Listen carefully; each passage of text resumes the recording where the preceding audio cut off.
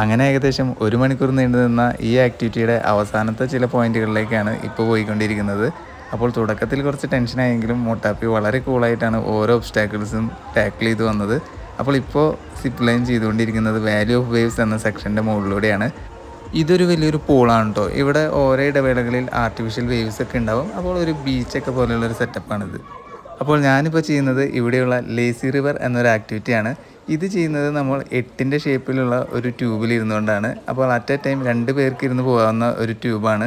Lazy river എന്ന പേര് പോലെ തന്നെ വെള്ളത്തിൻ്റെ ഒഴുക്കിലൂടെ വളരെ പതുക്കെയാണ് നമ്മളിപ്പോൾ പോയിക്കൊണ്ടിരിക്കുന്നത്.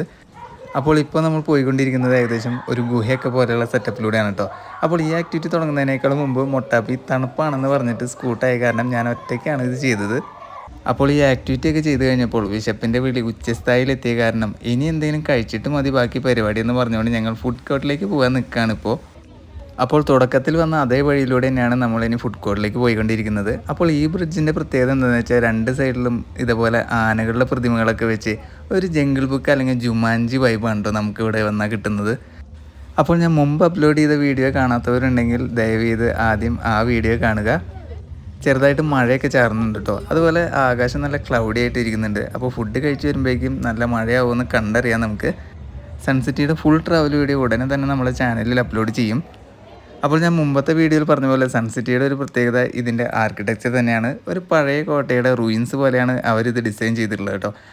ഈ ഒരു എസ്കലേറ്റർ കൂടി കഴിഞ്ഞാൽ നമ്മൾ ഷോപ്പുകളും അതുപോലെ ഫുഡ് കോർട്ടുമുള്ള ഏരിയയിലേക്കാണ് എത്തുന്നത്. അതുപോലെ കുട്ടികൾക്ക് കളിക്കാനുള്ള പ്ലേ സിറ്റി പോലെയുള്ള ഒരു ഏരിയയും കൂടി ഉണ്ട് ഇവിടെ. അപ്പോൾ നമ്മളിതാ നടന്ന് ഫുഡ് കോർട്ടിലെത്തിയിട്ടുണ്ട്.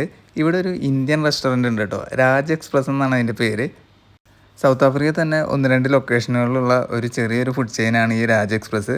അവിടെ അത്യാവശ്യം കറീസും ബിരിയാണീസും അതുപോലെ റൊട്ടിയൊക്കെ കിട്ടുന്ന ഒരു പ്ലേസ് കൂടിയാണ്.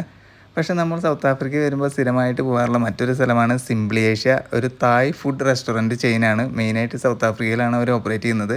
അപ്പോൾ അവിടുത്തെ 1-2 സിഗ്നേച്ചർ ഡിഷുകളുണ്ട്. അതാണ് നമ്മൾ സ്ഥിരം പറയാറ്. അത് തന്നെയാണ് ഈ വട്ടവും നമ്മൾ ഓർഡർ ചെയ്തത്. ഫുഡ് കഴിച്ചതിന് ശേഷം ഇവിടെ തന്നെയുള്ള ഒരു മേസിൽ പോകാമെന്ന് വിചാരിച്ച് അവിടെ എത്തിയപ്പോൾ അത്യാവശ്യം നല്ല മഴ പെയ്യുന്നുണ്ടായിരുന്നു. അത് കാരണം അവിടെ നിന്ന് 1-2 വീഡിയോസും ഫോട്ടോസും എടുത്തതിന് ശേഷം ഞങ്ങൾ സൺസിറ്റിയോട് ബൈ ബൈ പറഞ്ഞ് ഇനി താമസിക്കുന്ന സ്ഥലത്തേക്ക് പോകാൻ നിൽക്കുകയാണ്. അപ്പോൾ നമ്മൾ താമസിക്കുന്നത് റസ്റ്റംബർഗ് എന്ന സിറ്റിയിലാണ്. സൺസിറ്റിയിൽ നിന്ന് ഏകദേശം ഒരു 45 മിനിറ്റ് ഡ്രൈവ് ഉണ്ട് അവിടേക്ക്. അപ്പോൾ ഇതുപോലെയുള്ള രസകരമായ ആഫ്രിക്കൻ വീഡിയോസ് കാണുന്നതിന് വേണ്ടി ഈ ചാനൽ സബ്സ്ക്രൈബ് ചെയ്തോളൂ.